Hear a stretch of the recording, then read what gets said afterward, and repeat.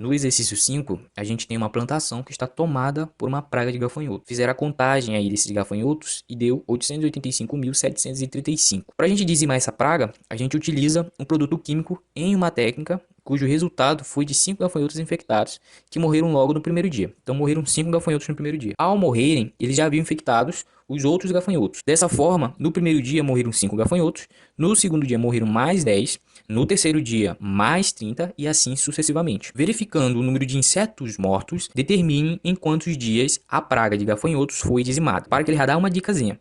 Verificando o número de insetos mortos. Então bora dar uma olhada no número de gafanhotos mortos a cada dia. No primeiro dia eu tenho 5 gafanhotos mortos. No segundo dia, eu tenho mais 10, tá? Se eu já tinha 5 no dia anterior, mais 10 vão inteirar 15 gafanhotos mortos. No terceiro dia, eu tenho mais 30. Se eu já tinha 30 no dia anterior, no próximo eu vou ter 45 gafanhotos mortos. Isso aqui já está aparentando numa progressão geométrica. Repara que para ir do 5 para o 15, eu multiplico por 3. Para ir do 15 para o 45, eu multiplico por 3 de novo. Eu posso supor qualquer termo, assumindo que isso aqui é uma progressão geométrica a partir do primeiro termo e da razão. Tá?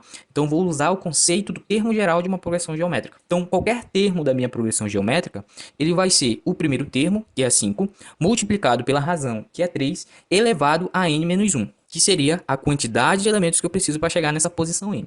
Ou seja, qualquer termo dessa progressão geométrica vai ser determinado por essa expressão aqui. Repare que qualquer termo dessa progressão geométrica, ele representa a quantidade de gafanhotos mortos num determinado dia. Por exemplo, no dia 3, foram mortos 45. No dia 4 vai ser uma quantidade de gafanhotos. No dia 5, uma quantidade de gafanhotos. E essa representação dá para ser utilizada aqui, ó, por essa expressão que eu acabei de determinar aqui. Como eu quero dizimar a população de gafanhotos, então eu preciso que morram, usando a palavra mais dura, 885.735 gafanhotos. Tá? Então preciso que um dos termos dessa progressão aqui geométrica seja esse valor aqui. Então o meu determinado n, ou na minha posição n, ele vai ser exatamente esse 885.735 gafanhotos. Tá? Então precisam, né, o termo dessa progressão geométrica tem que ser igual a isso aqui. Beleza? Bom, aí eu já tenho essa expressão, basta eu resolver, tá? Em função desse n menos 1, desse n aqui, beleza? Eu vou pegar essa expressão e vejo que ela é divisível por 5, então eu vou pegar ela e dividir por 5, ou seja, aqui simplifica com 5, aqui 885.735 dividido por 5 dá 177.147. Aqui, o 167.147, ele é a mesma coisa que esta expressão aqui na base 3.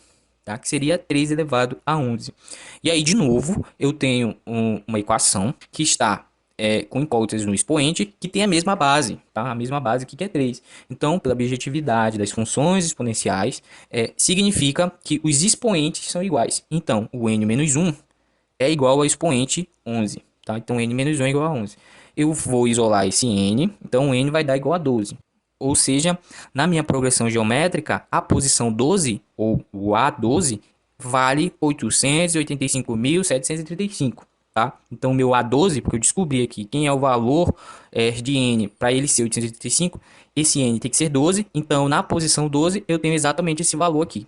Como cada posição representa o dia em que se passa a morte desses gafanhotos, então no 12º dia eu vou ter 885.735 gafanhotos mortos, que é exatamente a quantidade que eu preciso para dizimar toda essa praga aí dessa plantação.